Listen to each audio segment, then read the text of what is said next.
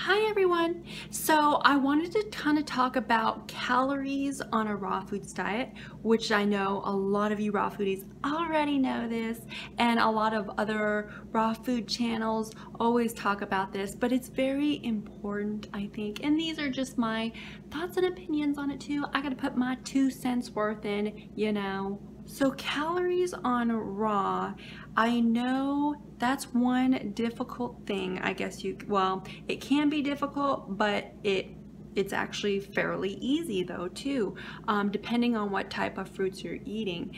And that's why one thing I do know it's very good to have a staple fruit. That's what a lot of raw foodies talk about, is having a staple fruit. How important it is to have a staple fruit or staple fruits.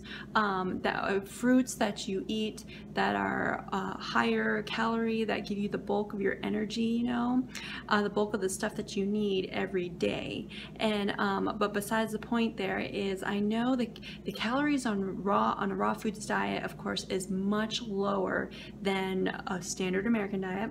Animal products, processed foods, you know, or even cooked vegan foods, you know, and they are lower in calories, so you have to eat a whole lot more. And of course, that sounds almost incomprehensible and almost insane and unrealistic to us, especially when we have come from a way of eating where we eat dense food that's void of water, and it's in smaller amounts, but it's in higher in calories and carbohydrates and fats and proteins and sugars and all that. And so our stomachs are so much smaller than they kind of truly are, because I'm not sure if you guys have ever experienced this before, but when you kind of really don't eat a whole lot for a long period of time, not in a state of starvation, but I mean, like, I guess starvation mode almost, your stomach and your organs almost shrink, and you kind of have to give yourself a good chunk of time to adjust so your organs can stretch out to its normal size again. And that's one thing, is over the years growing up, especially a lot of us grown up on animal products and processed foods and everything, you know, our stomachs are so much smaller. So when we come to a raw foods diet, we realize that the energy that we kind of have right off the bat is really low, because we're just not getting enough. And that's because we have to actually let our bodies adjust so it can take on all that extra water, and it can start to heal and regenerate, you know, and get back to its normal state it's supposed to be in, you know. But calories on a raw foods diet, I think, is very important, because we definitely want to make sure we're getting enough. That's very important. But of course you do the best that you can, but that, I think, comes in time though, because you can't just switch habits over, you know. I mean, you can go raw vegan overnight. I know I did that. I went raw vegan overnight, but you still have to give yourself time to adjust.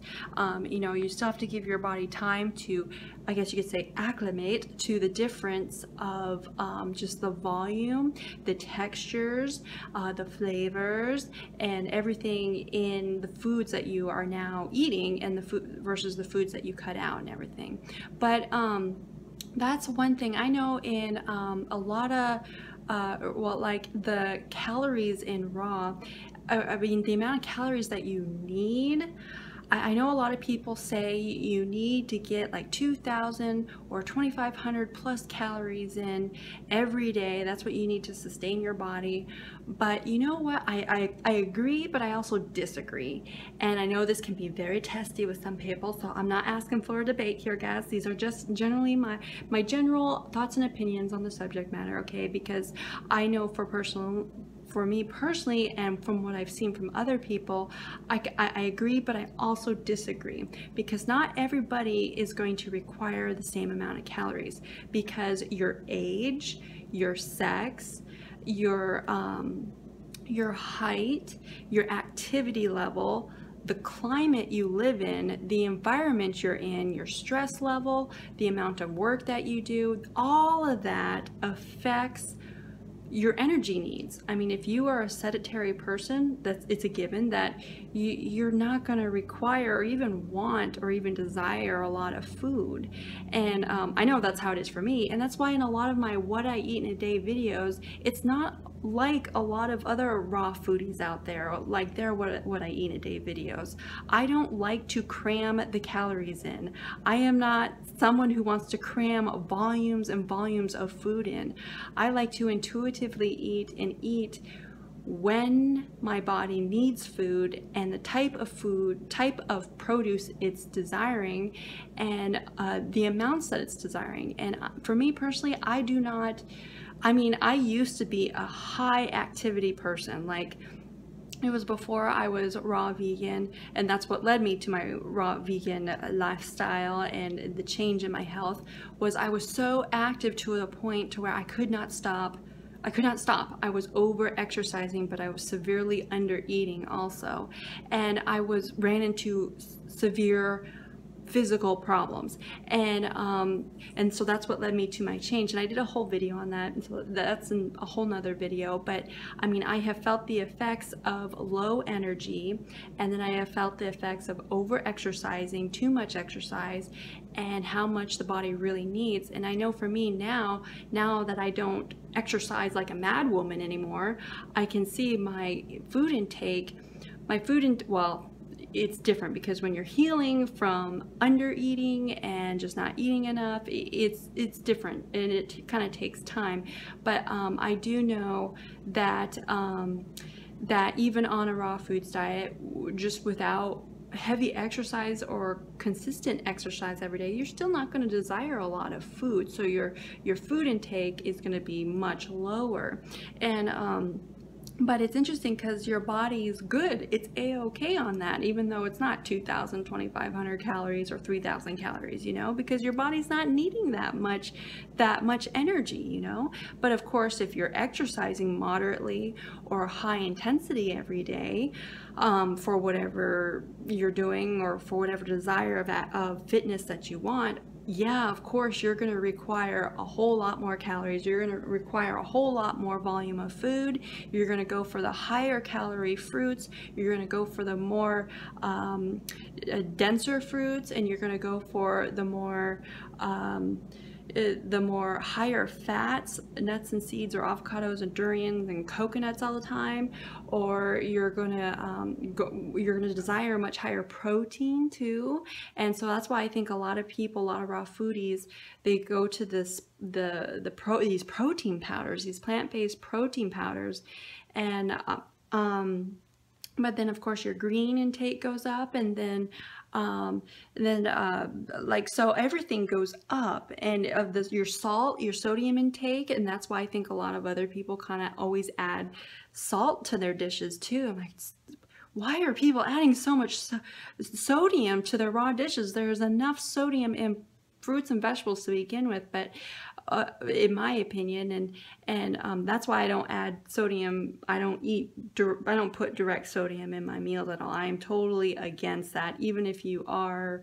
Even if I am exercising or whatever, I still would not put direct salt on my food. That is a big no-no in my opinion. And so I actually kind of did a video on that a while ago, but I can always do another video if you guys want. They're just my opinions again, okay guys? But that's kind of what I've been taught growing up too, is my mom never had a salt shaker at the table, you know. And you just don't add extra sodium in your meals, because there's enough in the food already. And but fruits and vegetables has plenty of sodium, just the right amounts. And that kind of goes into another thing, is I don't think we should be exercising so darn much to the point where we can't sustain ourselves on whole, ripe, raw, fresh fruits and vegetables. That's when I think we are doing too much exercise. When we have to start relying on protein powders, or when we have to start relying on cooked vegan food or cooked plant foods.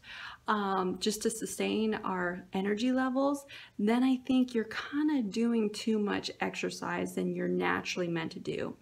But of course, the body most certainly can do amazing things. The fitness level can be through the roof, but you most certainly can do amazing fitness on fully raw. So it kind of all depends on your mindset and kind of what your knowledge on raw foods are, and kind of how you go about of your the way you handle your fitness level and everything, and then your food intake and stuff. I think that has a big impact on it, because I know everybody's got their own opinions on that and everything, and that's just fine with me, you guys. If you guys want to have protein powders or cooked vegan food, cooked plant foods or whatever, you do what's good for you. That's all that matters, is whatever is good for you. But I do know that for calories on raw, because I know for me personally, people do ask me about, man, you don't really eat a whole lot, and to me it's a lot. But I get enough for my body, though. That's what's good for me. And of course in the wintertime it's a lot different, because I'm in Alaska, of course, so I know my calorie intake, it's very different than everybody else's, and I think each one of us, our calories and the type of foods that we gravitate to, plant foods we gravitate to, is going to be different. But I do know that there's a lot of things that affect your calorie needs and the type of fruits that you gravitate to. Again, if you're younger, yeah, you're going to require more food because your body is growing, but there is a point where our bodies kind of stop growing, and it kind of I mean, we're always aging, but I mean, there's a point where it stops growing and it kind of just stabilizes, and then it's nearing the end of life, you know, and so there's a time where you need more, for your body's just needing more, and especially for us ladies, when it's that time of the month, you know. It's amazing how much we can eat, and it's like, how is this? This is insane. How is this even possible? This amount of food, how am I still hungry? But your body is utilizing every bit of it going in, because it's trying to do its cycle, it's trying to do its hormonal stuff, you know. So the body is very, very interesting.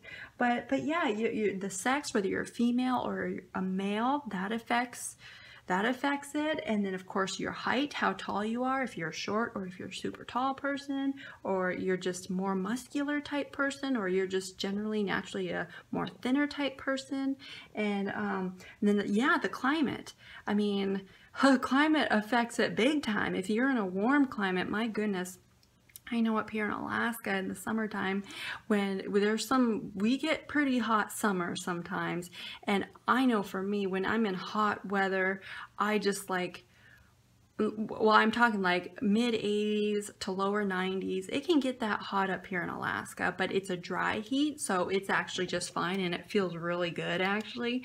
But when we're in those temperatures, I know for me personally, I just don't want to eat. I don't hardly eat anything, because it's just like, I'm just so hot, I don't want to eat. But of course, when it's super cold, oh my gosh, you're just ravishing the food down, you know, because your body's working, trying to stay warm, so it's using energy all the time, shivering or just trying to stay warm.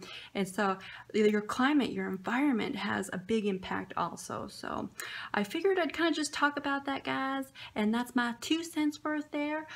So I will let you guys go. Remember to love being raw. Put a big old smile on your face today. I hope I did that for you, and I'll see you guys next video, okay?